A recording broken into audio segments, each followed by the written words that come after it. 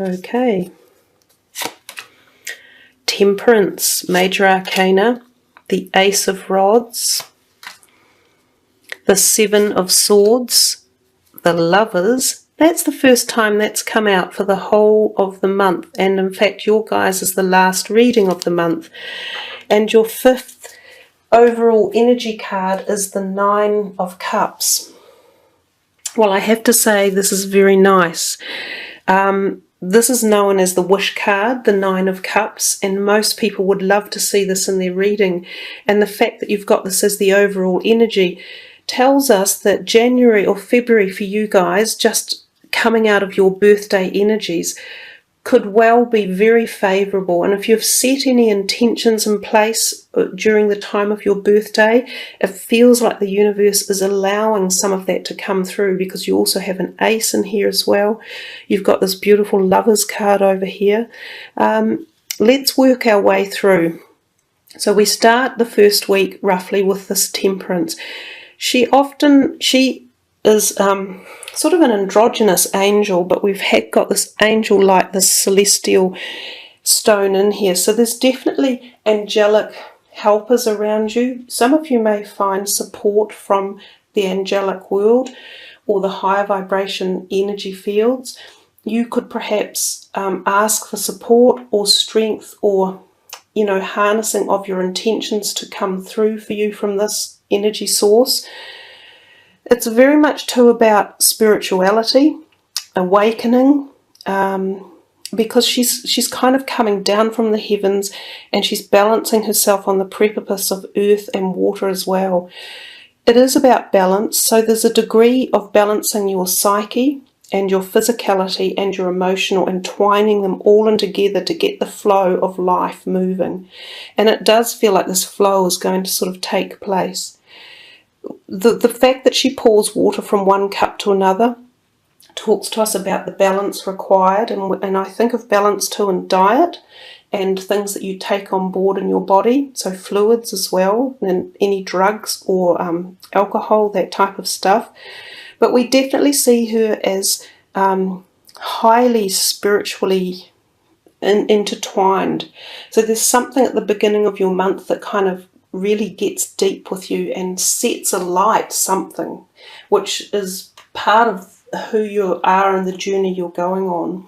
We come to this second week and we have this wonderful Ace of Rods, which is again about newness. This is a creative one, so sometimes associated with careers. So some of you may be looking for new jobs. This would be a time when you might find interviews coming into place. If you are seeking new jobs, get your CVs up, get them really highly specced up, and push yourself out there and get into that workplace, because this Nine of Cups as well, sitting sort of over these two, saying we'll help you, we'll help this come into action. There's a degree of satisfaction in this guy's face. He's quite smug because a lot of what he wants is kind of happening. It's in the mind, creativity, it's coming to you, it's not fully developed, so its direction is going this way, almost as if something you've had, ideas that you've had before, like earlier in the year or even maybe last year, you're still working on, and they're coming to fruition. If we look at this card, the third week, we see the Seven of Swords, and this one is a little bit about not fooling yourself and watching people around you. Sometimes there are people who may not be totally honest in your group of friends or your work colleagues or the family members. Just keep an eye out for that. Sometimes this can be tentative arguments waiting in the off rings, and it's like pay heed to what's going on behind your back. Make sure you're not doing anything wrong. Cross your T's and dot your I's. Check anything that you are having legal documents with or signing anything for. If you are uplifting bank loans or mortgages or investing, make sure they're solid and sound and worthy. Also, this can be thinking, what direction do I go and which way should I go? This can be about not knowing for sure if you're taking the right direction. So think twice about any big plans you're making and check them, and go with your gut feeling as well. So be intuitive about it and make sure that you are addressing all points before making any big decisions. But again, we've got him down here sort of, and Temperance, overseeing the general essence and energy. And we come to the 4th week and we see the Lovers card, and so many people love to see this card in a reading for various reasons. We can say straight off it often indicates a physical romantic relationship, and sometimes this is a new relationship. So some of you may meet new partners. And the other thing that it can be is that they're very committed to each other, and this can be almost what we call the soulmates coming in. So it could be a very special, intense relationship, and it could be someone that you cherish for a very long time, who supports you and helps your growth journey and who you are and where you're going in life. The other thing that it can be businesses. This can be a business partner that is a great partner for you, and it will be a very successful business. So there's that to think of. One of the other aspects of the card that can turn up at some times is this can be the card when affairs are around. So sometimes there's a third person involved and you can't quite make up your mind which person you want to be with. So sometimes this is about making choices and planting, your feet firmly on the ground as to which direction and which person you want to be with. But overall, it's considered very positive. It's full of love.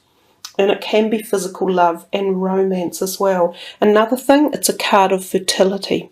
So this could be a time when conception can occur and pregnancy. So if you don't want that, you'd have to be careful. This is really strange. Nearly every single zodiac sign for the month of February has had some sort of fertility signs in it. So whether or not we're going to see a population boom in 9 months, I'm not sure. We've talked about this overall energy card. He is divine. He, if you were wanting romance in your life, you could kind of get it. If you're wanting new beginnings, you'll kind of get it.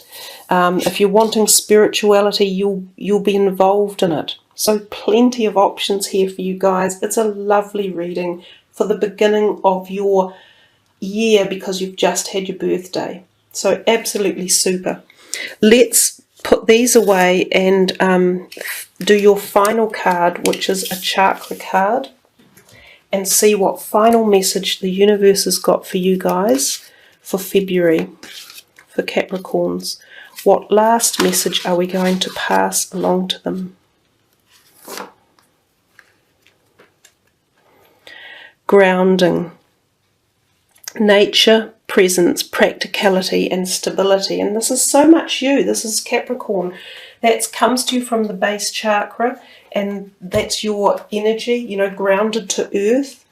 And I will just read to you what the card is all about. Bring your presence to this moment. Honor what is. Anchor what you dream to be with a grounded connectivity. Perched on a grassy knoll, a young man enters reflective communion with one of our greatest earthly teachers, the energy of trees. As his eyes search for meaning in past mistakes and future possibilities, the roots of the tree call him to bring his presence to the wonders of what is. Just beyond his searching gaze, the crane takes flight, reminding him that each moment offers the opportunity to be born again and to bring forth fresh creation. If he turns just slightly, he will see it and remember, now is always our greatest point of power. And I love that saying, there is no past, there is no future in the past. And they've been talking about the oak tree and the forests, and you had this massive oak tree handed to you. So here's the message. A dream is like a seed held in our hand. It may contain infinite possibilities, but in order to grow, it must be planted. We may have all the right ideas, but to realize our potential, we must learn to anchor our visions into our bodies and bring our genuine presence into the moment in very real and grounded ways. Sometimes we can become so caught up in our projections of the future or recycled tapes from the past that our energy is literally absent from the moment we are in. Our mind pulls us this way, our hearts pull us that, and our actions become scattered and ineffective. Like a tree whose roots are dug up each day, we have no chance to genuinely grow, build, and create that which we desire.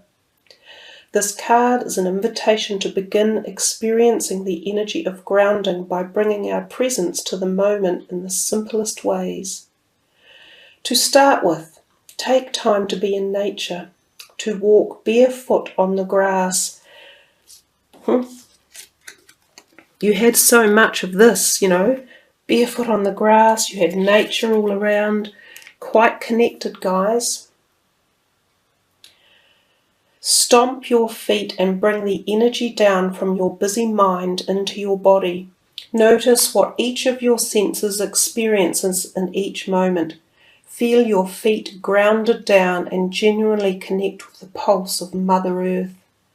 Being grounded helps us feel stable and balanced in our life.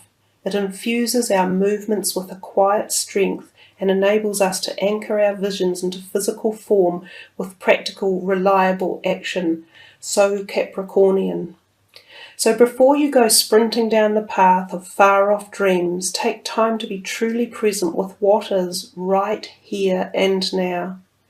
From this place of balanced connection, you have the capacity to manifest great dreams and desires. Who reaches greater heights than the deeply rooted tree?